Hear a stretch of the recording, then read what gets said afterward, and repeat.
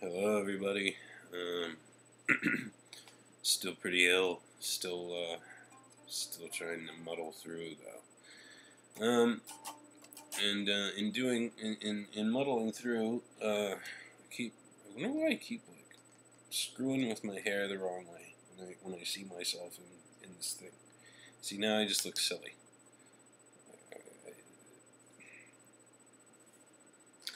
Now I just look bald. Who gives a damn? I'm losing my hair. Okay, it's falling out. My hairline's like back here. So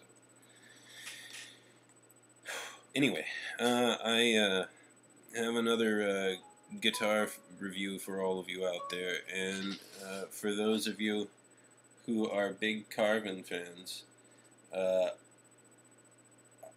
notice you might not be able to see it, that they'll say "Made in USA." And of course, it's a Carvin. But this isn't like any old Carvin. This is a vintage, not one of the reissue, but this is like a 20-year-old vintage Carvin Ultra V. Now, those of you who know the Rio Grande Valley perhaps know of a band called Inner Sanctum.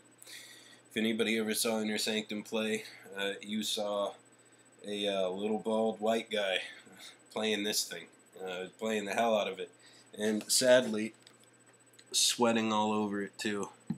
That is the worst, most hideously damaged trem I have ever seen. I mean, it's not looking too clear, but it's in bad shape, real bad shape. And the Ultra V is weird because the top out's lower, and I didn't really like it. I was like, what? Why would they do that? Why did they want to make it look weird? But most V-shaped guitars, you let go of them and they go, right? But the Ultra V is cool because the Ultra V stays just wherever you put it. I mean, it likes to be, good. And another reason that happens is because the two strap points, they're so close together. I actually have trouble fitting in here. I gotta like put it around me. Yeah, there it is. Look at that thing. Can barely see it. What's it have? Well, it has two Carvin humbuckers. The exact model and such escape me now. It has a volume and a tone. No, push-pull pots or anything like that for the time being. And what I think is a big negative is you'll notice that this guitar has a Floyd, and this is a Carvin Floyd made by Kaler, so I'm not sure how easy it would be to get replacement parts for that Floyd unit right there right now. But it has a Floyd and no locking nut. The little bald white guy in question swears by these, and so did Don Everly, and I have Don's guitar here now, and it's alright, but I just I think that locking nuts are really necessary. I might try and talk him into putting a behind the like a Kaler style behind the nut lock, just to give it a try or something like that.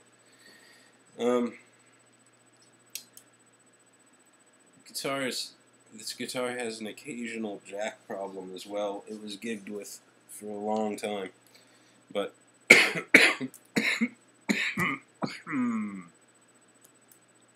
sorry. So let's hear this thing.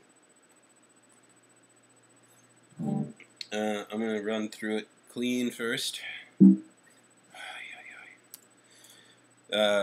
Neck humbucker.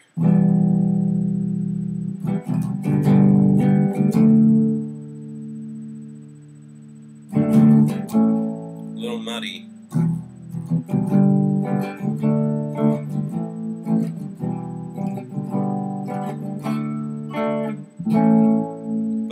nice, a lot of definition in that sound.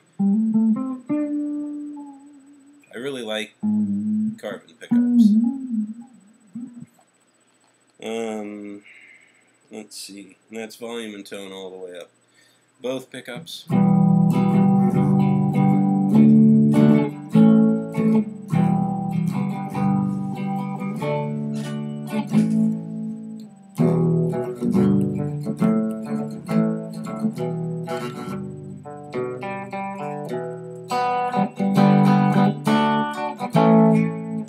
And the bridge humbucker.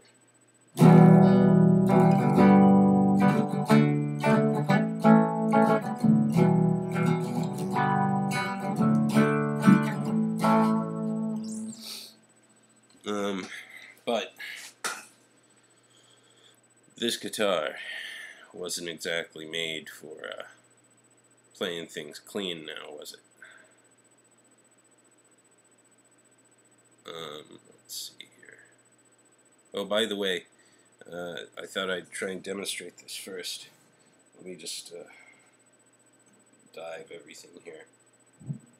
Okay, so in tune, right? Let's see what happens when we do a pull-up.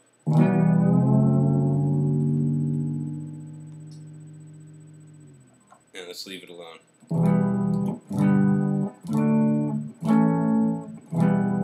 Actually, it seems like things may have stabilized some as I've let the guitar sit. That's not bad. That's pretty well in tune. Do a big one. Now, see, that's pretty out of tune now. All I should have to do is dive everything again. And then... Actually, no, that didn't actually fix it. Which is odd because it usually does.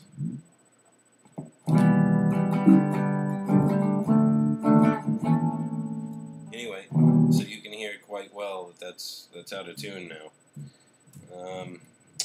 My thinking is if a locking nut was on here, it'd stay in tune a lot better. The locking tuners are great in some ways, it seems, but they can't counteract the whole, because you know when you move your trem, this whole neck moves a little bit, and I think locking nuts do a little more to combat that. It's also important to point out that these are brand new strings, and probably they haven't been played in yet. Anyway, let me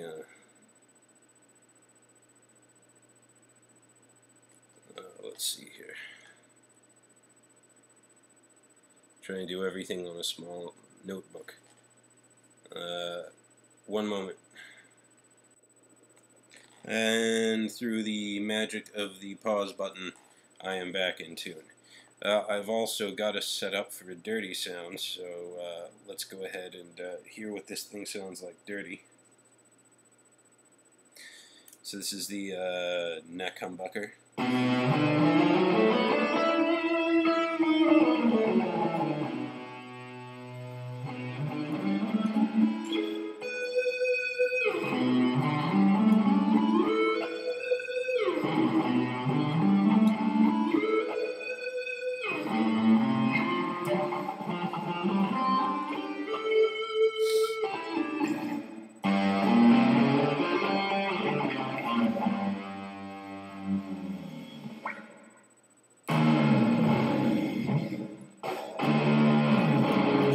Okay, that's both pickups now.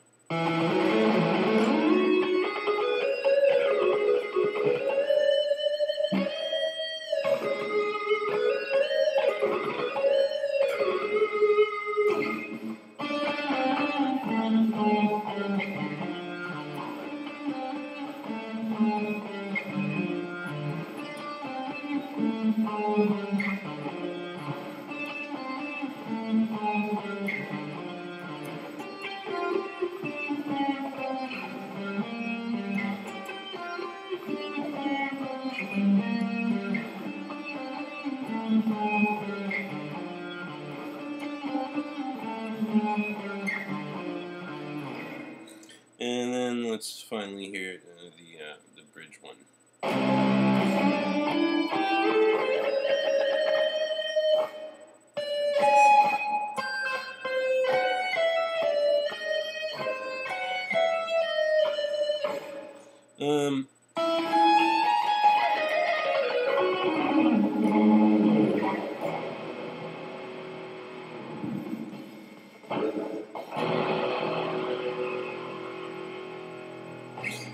One thing I also that I don't like about not having a locking nut is it's harder to pull off dime squeals the way I like to do it. I don't like to pluck the string. I don't like going. How does Dime do it? He'd go something like.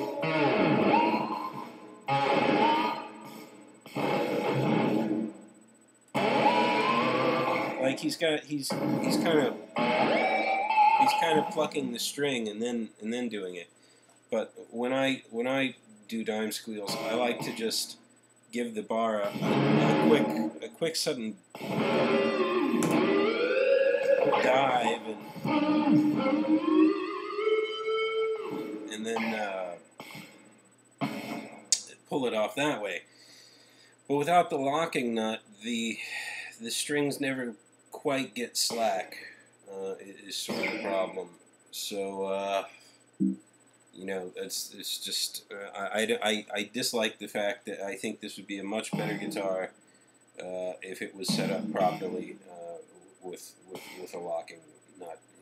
The owner doesn't like it. He swears by this. I have, you know, in all my years of guitar stuff, I have never dealt with locking tuners. I've never been brought a guitar with locking tuners on it. I have a different type of locking tuners on my Strat, and I just don't know if these are doing quite the job.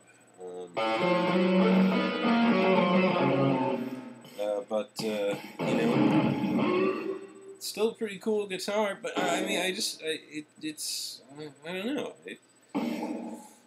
I have very mixed feelings about this guitar. Would I buy one if I had a chance? Hells yeah, I think I probably would.